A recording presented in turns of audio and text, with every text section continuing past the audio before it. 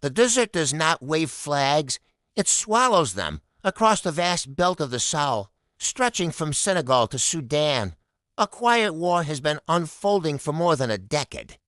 It is not a conventional war of front lines and victory speeches. It is a layered conflict of insurgency, fractured states, foreign militaries, mercenaries, gold roots, and communities caught between them. The question lingers like desert dust. Who really controls the Sahel, a region under pressure?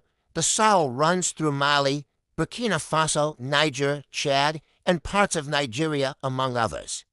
It is a transition zone between the Sahara Desert and sub-Saharan Africa. Climate change has intensified droughts, population growth strains fragile economies, governance gaps leave rural areas thinly administered, where state presence is minimal, armed groups moving.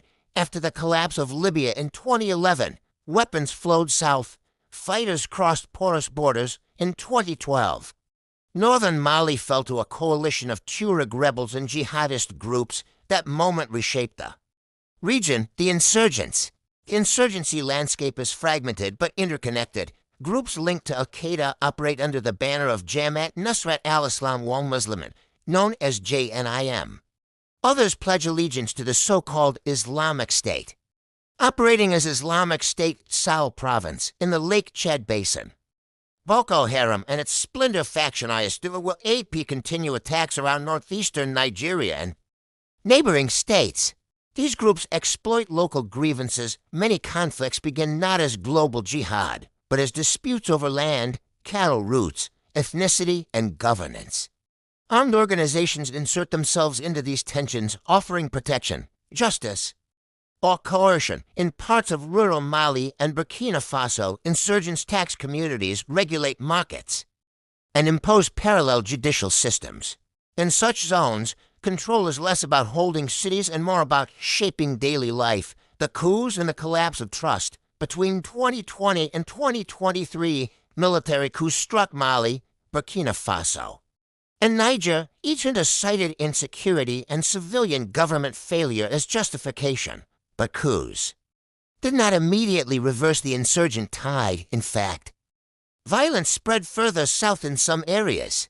Regional cooperation weakened. The economic community of West African states imposed sanctions at times, deepening tensions between military governments and their neighbors.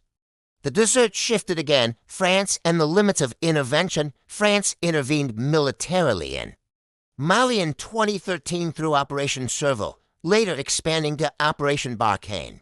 At its height, thousands of French troops were deployed across the Sahel. Initially, the intervention pushed back jihadist advances. Major towns were retaken. Insurgent leaders were targeted.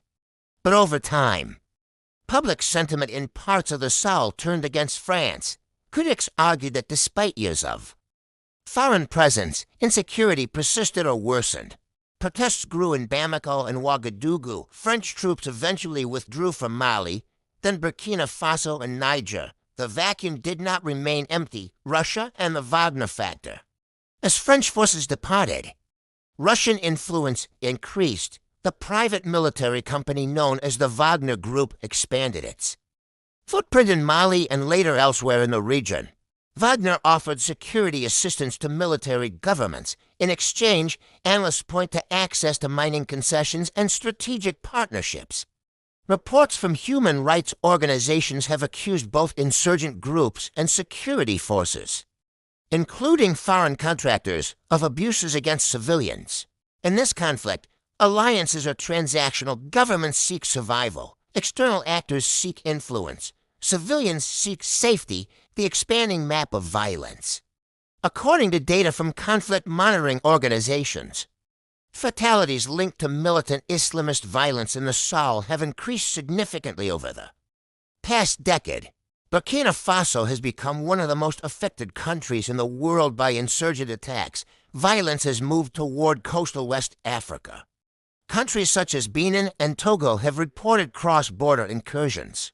The fear is contagion. Meanwhile, in Nigeria's northwest, banditry and kidnapping networks operate with their own logic, sometimes overlapping with ideological insurgency. Sometimes driven by profit, the lines blur. Gold, smuggling. And survival economies, control of the desert is not only about ideology, it is also about roots. The Sahel sets astride trafficking corridors for gold, fuel, weapons, and migrants heading north toward North Africa and Europe, artisanal gold mines in Mali, Burkina Faso. And Niger generate billions of dollars annually, much of it outside formal state oversight. Armed groups tax these flows, local militias defend ethnic constituencies, state forces compete for authority, the desert becomes an economic chessboard without a referee.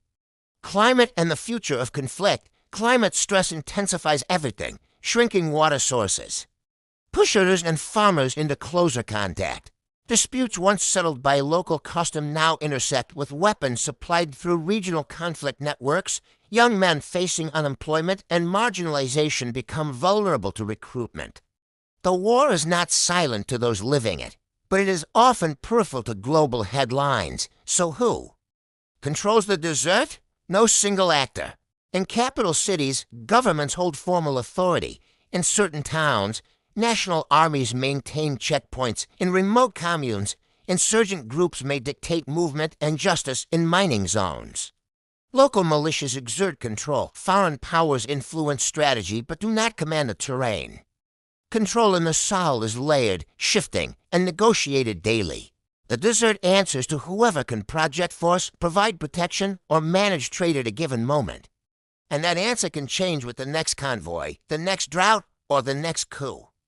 The silent war continues, not as a clash of armies alone, but as a contest over legitimacy, survival, and power in one of the world's most fragile regions. The sand does not keep score. It only records footprints.